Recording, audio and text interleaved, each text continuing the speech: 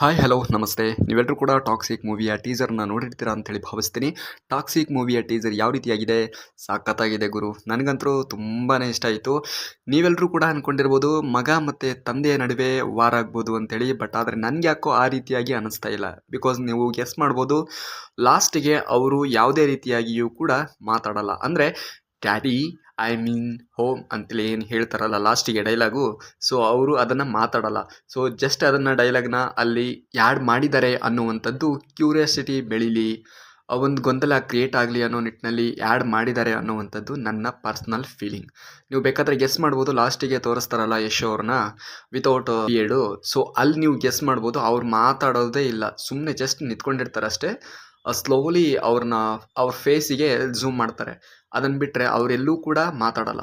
So ಅವರು ಡೈಲಾಗ್ನ ಅಲ್ಲಿ ನಮಗೆ ಏನು ಆ ಗೊಂದಲ ಸೃಷ್ಟಿ ಆಗಲಿ ಅನ್ನೋ ನಿಟ್ಟಿನಲ್ಲಿ ಮಾತ್ರ ಆ ಡೈಲಾಗ್ನ ಅಲ್ಲಿ ಆ್ಯಡ್ ಮಾಡಿದ್ದಾರೆ ಅನ್ನೋವಂಥದ್ದು ನನ್ನ ಪರ್ಸ್ನಲ್ ಫೀಲಿಂಗ್ಸ್. ಆ್ಯಂಡ್ ನೀವು ನೋಡೋದಾಯಿತು ಅಂತಂದರೆ ಆ ಕ್ಯಾರೆಕ್ಟರ್ಗೆ ತಕ್ಕಂತೆ, ಆ ಸಿಚುವೇಶನ್ಸ್ಗೆ ತಕ್ಕಂತೆ ಒಂದೇ ಕ್ಯಾರೆಕ್ಟರ್ನ ಈ ಪರಿಯಾಗಿ, ಅಂದರೆ ಆಯಾ ಕಾಲಮಾನಕ್ಕೆ ತಕ್ಕಂತೆ ಕ್ಯಾರೆಕ್ಟರ್ಗಳು ಬದಲಾವಣೆ ಆಗ್ತಾ ಹೋಗ್ತವೆ. ಸೊ ಆ ಕ್ಯಾರೆಕ್ಟರ್ಗೆ ಅನುಗುಣವಾಗಿ ನಟ ಯಶ್ ಅವರು ಒಬ್ಬರೇ ಇರ್ತಾರೆ ಅನ್ನೋವಂಥದ್ದು ನನ್ನ ಪರ್ಸ್ನಲ್ ಫೀಲಿಂಗ್ಸ್. ಸೊ ನೀವೆಲ್ಲೂ ಅದರಲ್ಲಿ ಗೆಸ್ ಮಾಡೋದಾಯಿತು ಅಂತಂದರೆ 4-5-6 ಶೇಡ್ಗಳು ಅಲ್ಲಿ ಕಾಣ್ತವೆ.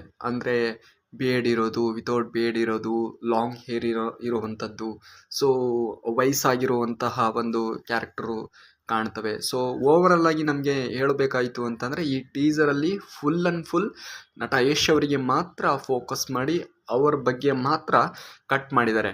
ಎಲ್ಲೋ ಒಂದು ಕಡೆ ಮಾತ್ರ ನಮಗೆ ರುಕ್ಮಿಣಿ ವಸಂತ್ ಅವರು ಕಾಣ್ತಾರೆ, ಅದು ಕೂಡ ಕ್ಲಾರಿಟಿಯಾಗಿ ಕಾಣ್ತಾ ಇಲ್ಲ ರುಕ್ಮಿಣಿ ವಸಂತ್ ಅವರೇನಾ ಅಥವಾ ಬೇರೆಯವರು ಅಂತಂದು.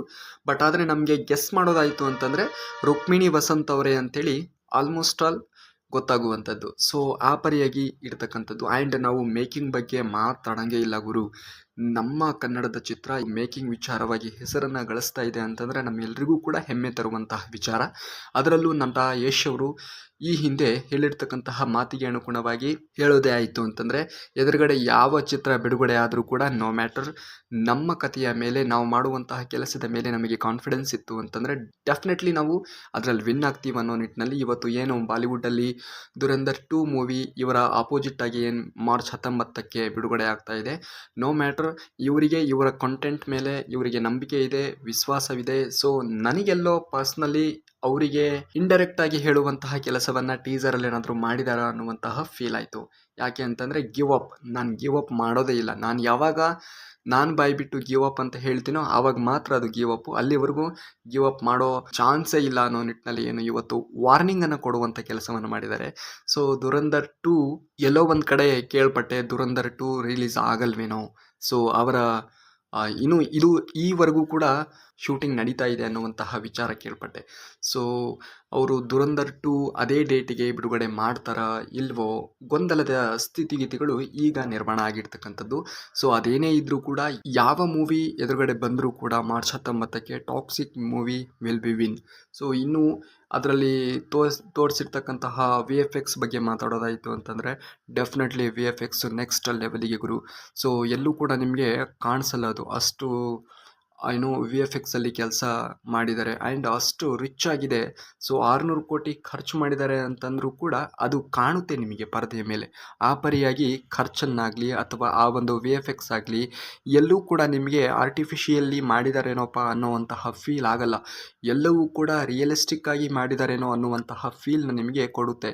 ಸ್ಟಾರ್ಟಿಂಗಲ್ಲಿ ಟೀಸರಲ್ಲಿ ಏನು ಆ ಒಂದು ಸರ್ಕಸ್ನ ತೋರಿಸ್ತಾರಲ್ಲ, ಸೊ ಆ ಸರ್ಕಸ್ಸು ಮೈಂಡ್ ಬ್ಲೋಯಿಂಗ್. ಆ್ಯಂಡ್ ಅದನ್ನು ನಾವು ಕಣ್ಣೆದುರುಗಡೆನೆ ನೋಡ್ತಾ ಇದ್ದೀವೇನೋ ಅನ್ನುವಂತಹ ಒಂದು ಫೀಲ್ ಆಗುತ್ತೆ. ಗೋವಾದಲ್ಲಿ ನಡೆಯುವಂತಹ ಒಂದು ಕತೆ ಆಗಿರೋದ್ರಿಂದ ನೋಡಬೇಕು ಆ ಒಂದು ಪೋರ್ಚುಗೀಸರ ಕಾಲದಲ್ಲಿ ಯಾವೆಲ್ಲ ರೀತಿಯಾಗಿ ಬಿಸ್ನೆಸ್ನ ಮಾಡ್ತಾಯಿದ್ರು, ವ್ಯಾಪಾರನ ಮಾಡಿಸ್ತಾಯಿದ್ರು, ಆ್ಯಂಡ್ ಡ್ರಗ್ಸ್ನ ಮಾಡ್ತಾಯಿದ್ರು. ಆ ವಿಚಾರಕ್ಕೆ ಸಂಬಂಧಪಟ್ಟಂತೆ ಅದರ ಸುತ್ತಲೇ ತಿರುಗುವಂತಹ ಒಂದು ಕತೆ ಆಗಿರೋದ್ರಿಂದ ಇನ್ನೂ ಕ್ಯೂರಿಯಾಸಿಟಿ ಅನ್ನುವಂಥದ್ದು ಜನರಲ್ಲಿ ಬಿಲ್ಡ್ ಆಗ್ತಾ ಇದೆ, ಕ್ಯಾರೆಕ್ಟರ್ ವೈಸ್ ಆಗಿರ್ಬೋದು. ಸೊ ಒಬ್ಬರೇ ಈ ಥರದ್ದು 7-8 ಶೇಡ್ಗಳನ್ನು ಮಾಡಿದಾಗ ಆಬ್ವಿಯಸ್ಲಿ ಆ ಒಂದು ಕ್ಯೂರಿಯಾಸಿಟಿ ಅನ್ನುವಂಥದ್ದು ಆಡಿಯನ್ಸ್ಗೆ ಬಿಲ್ಡ್ ಆಗುವಂಥದ್ದು ಸಹಜ. ಟಾಕ್ಸಿಕ್ ಮೂವಿಗೆ ಸಂಬಂಧಪಟ್ಟಂತೆ ಜಾಸ್ತಿ ಅನಲೈಸ್ನ ಮಾಡಲಿಕ್ಕೆ ಎಲ್ಲೂ ಕೂಡ ಟೈಮ್ ಬಿಟ್ಟಿಲ್ಲ ಅವರು. ಸೊ ಪಟ್ ಪಟ್ ಪಟ್ ಪಟ್ ಪಟ್ ಪಟ್ ಅಂತ ಶಾರ್ಟ್ಸ್ಗಳನ್ನ ಕಟ್ ಮಾಡಿದ್ದಾರೆ. ಆ್ಯಂಡ್ ಎಲ್ಲೂ ಕೂಡ ಜಾಸ್ತಿ ಬಿಟ್ಕೊಟ್ಟಿಲ್ಲ ಅನ್ನುವಂಥದ್ದು ನನ್ನ ಫೀಲಿಂಗ್. ಅವ್ರು ಏನೇ ಬಿಟ್ಕೊಟ್ರೂ ಕೂಡ ಅವರಿಗೆ ಇರ್ತತೆ, ಅಂದರೆ ಏನೇ ಬಿಟ್ಕೊಟ್ರೂ ಕೂಡ ನಮ್ಮ ಕತೆಗೆ ಇನ್ಫ್ಯಾಕ್ಟ್ ಆಗಬಾರ್ದು ಅನ್ನೋ ನಿಟ್ಟಿನಲ್ಲೇ ಕಥೆಯನ್ನು ಅಥವಾ ಟೀಸರ್ನ ಕಟ್ ಮಾಡಿರ್ತಾರೆ. ಸೊ ಹಾಗಾಗಿ ಎಲ್ಲೂ ಕೂಡ ಬಿಟ್ಕೊಟ್ಟಿಲ್ಲ. ಅವ್ರು ಏನೇ ಬಿಟ್ಟರೂ ಕೂಡ ಇದೇ ಕೊನೆ ಅಲ್ಲ. ಸೊ ಇದಕ್ಕಿಂತ ದುಪ್ಪಟ್ಟು ಇರುತ್ತೆ ಸ್ಟೋರಿಲಿ. ಸೊ ಹಾಗಾಗಿ ಮಾರ್ಚ್ 19 ಒಳಗಡೆ ಮತ್ತೆ ಮಾರ್ಚ್ ಫಸ್ಟ್ ವೀಕಲ್ಲಿ ಏನು ಇದರ ಟ್ರೈಲರ್ನ ಲಾಂಚ್ ಮಾಡ್ತಾರೆ. ಸೊ ಆ ಟ್ರೈಲರ್ನ ನೋಡಬೇಕು, ಮತ್ತಷ್ಟು ಪ್ರಪಂಚವನ್ನು ತೋರಿಸುವಂತಹ ಕೆಲಸವನ್ನು ಮಾಡ್ತಾರೆ ಅನ್ನುವಂಥದ್ದು ನನ್ನ ಅಭಿಪ್ರಾಯ. ಆ್ಯಂಡ್ ನೀವು ಇನ್ನೊಂದು ಗೆಸ್ ಮಾಡಿರ್ಬೋದು, ಈ ಮೂವಿಯಲ್ಲಿ 5 ಹೀರೋಯಿನ್ಸ್ಗಳು ಇದ್ದರೂ ಕೂಡ ಯಾರ ಫೇಸ್ನೂ ಕೂಡ ರಿವೀಲ್ ಮಾಡಿಲ್ಲ. ಅಂದರೆ ಬೇಕಂತಲೇ ಕೇವಲ ರಾಯನ್ನ ಇಟ್ಕೊಂಡು ಮಾತ್ರ ಟೀಸರ್ನ ಕಟ್ ಮಾಡಿದ್ದಾರೆ. ರಾಯ ಎಲ್ಲೆಲ್ಲಿರ್ತಾರೆ ಅಥವಾ ರಾಯ ಅವರು ಎಲ್ಲೆಲ್ಲಿ ಆ್ಯಕ್ಷನ್ ಸೀಕ್ವೆನ್ಸ್ಗಳಿರ್ತವೆ ಅಲ್ಲಿ ಮಾತ್ರ ಟೀಸರ್ನ ಕಟ್ ಮಾಡಿರ್ತಕ್ಕಂಥದ್ದು.